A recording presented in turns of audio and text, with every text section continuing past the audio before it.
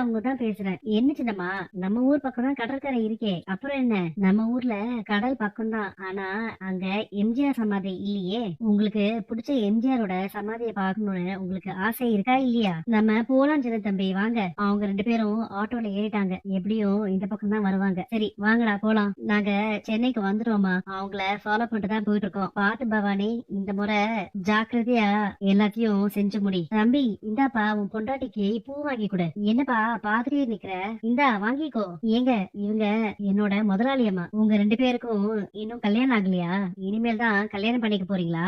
Love பண்ற பசங்க இப்படிதான் பொய் சொல்லுவாங்க. அந்த பொண்ணை பாருப்பா, நீ பூ வாங்கி தர மாட்டியான்னு ஏக்கத்தோட பாக்குது ஒண்ணு. என்னங்க நீங்க ரொம்ப பேசுறீங்க, எனக்கு பூவெல்லாம் வேண்டாம், தள்ளுங்க. சின்ன தம்பி, பூ வாங்கி கொடுங்க எனக்கு. என்னப்பா நீ, அந்த பொண்ணு வாய் விட்டு உன்கிட்ட பூ வாங்கிட்டான்னு கேக்குது, அப்பயும் முடிச்சிட்டு நிக்கிற. சின்ன தம்பி அங்க பாருங்க, நான் போய் மெஹந்தி போட்டுக்கிட்டா?